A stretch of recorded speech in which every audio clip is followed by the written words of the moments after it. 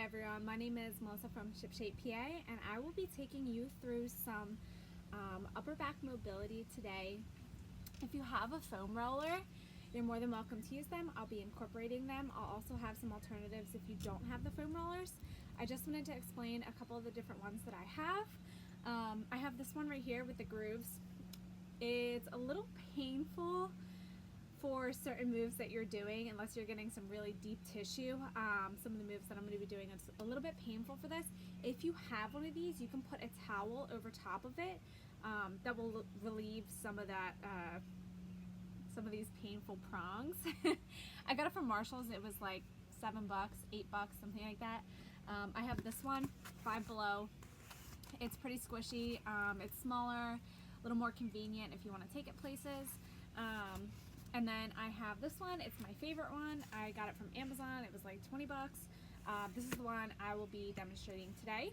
So if you have a foam roller, you can use that. If not, I will have some alternatives for just body exercises without the foam roller. All right, for our first move, we're gonna work on loosening up the thoracic spine. So there's a stance, it's called the prisoner stance. What you do, you take it onto your knees. Your hands will go behind your head. You don't have to interlock them or anything.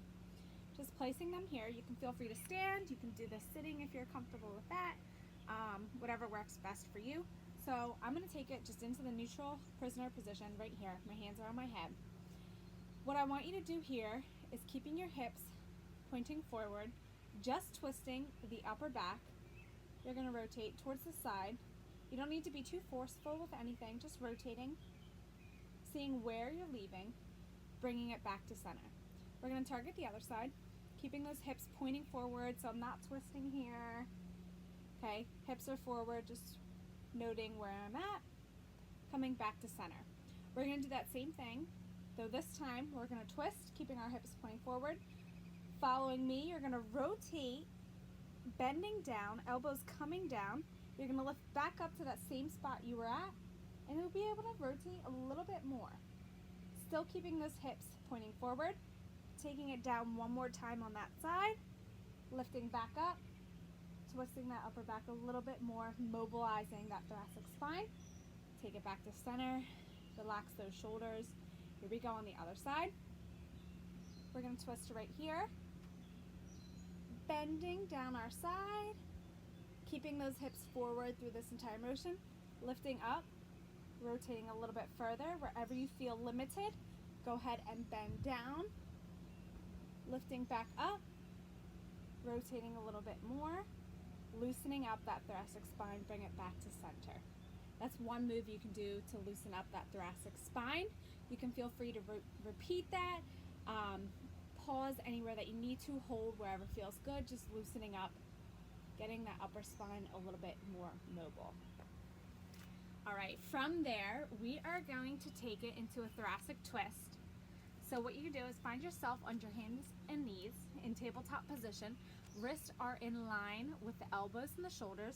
Knees are underneath the hips. I'm going to place my hand on my head, leaning, pulling my elbow underneath my other elbow, and then taking it up to the sky. Okay, again, just rotating from the upper back, lifting up here, taking it down, lifting up here, holding, hold wherever feels good for you. Again, we're trying to keep our hips nice and square. We don't want to be rotating them out or anything. Whenever you're comfortable, you can go ahead and switch the sides, tucking the elbow in close towards your other elbow, reaching up towards the sky. Following through a couple rounds here, take it at your own pace, whatever feels good for you.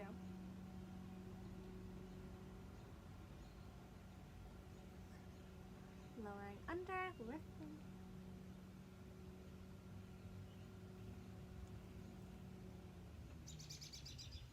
You can take these movements through about 20 to 30 seconds. You can repeat them a couple times each side, just loosening up that spine, allowing you to have more movement through different motions.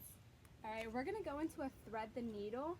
I'm going to demonstrate both ways. I'll have the other video without the foam roller in the corner of this, so Just stick around for that. For thread the needle, you're going to be in that same tabletop position, okay? Except this time, I'm going to have the foam roller outside of the hand that's going to be doing the work. I'm going to take my other hand, tucking it underneath.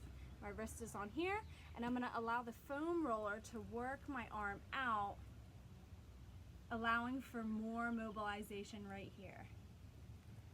Taking back up, you can feel free to hold wherever feels really good.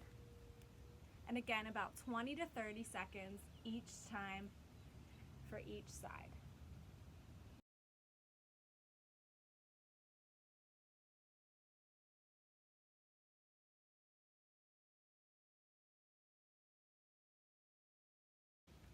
And that is your thread the needle with the foam roller and without. All right, our next movement is going to be a latch stretch.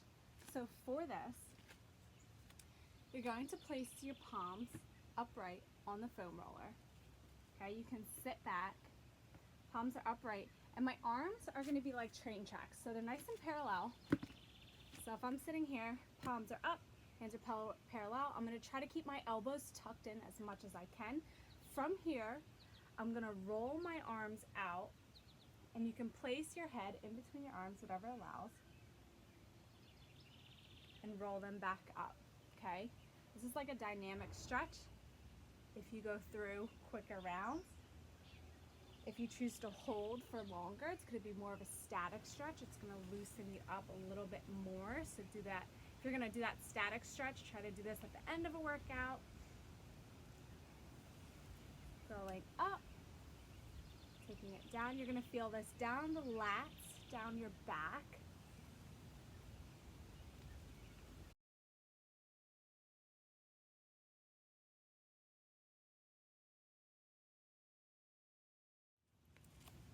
Next up, we're going to do a 90-90 shoulder stretch.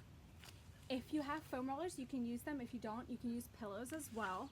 What I'm going to do here is lay so that my hips and my knees are at 90-degree angles, and I'm going to place this foam roller in between my knees and my calves because it's going to take some of the pressure off my back. So if you have a pillow, you can place it there. And you can also place one right under your neck, a pillow or anything just to relieve the pressure so you can be nice and comfy. You don't have too much pressure on your shoulders. What I'm going to do here, I'm just going to move this back so you can see my shoulder is directly underneath. I'm going to place my hand on top. Now trying to keep my hand as close as I can to the ground, as low as it allows me. I'm going to rub the ground all the way back to my back pocket, and then bringing it all the way back to that position we started with right here. Okay, this is really going to allow you to stretch out. You might be right here if your shoulder mobility is a little limited, but try to keep your hand as low as you can for whatever is comforting. You don't want too much pain there. You can take it through a couple rounds here.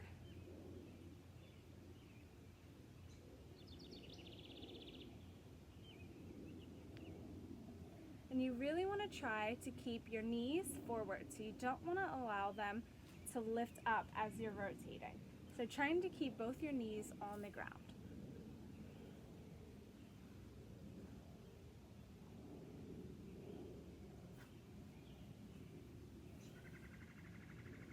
This is going to allow for a lot of mobilization in the rotator cuff.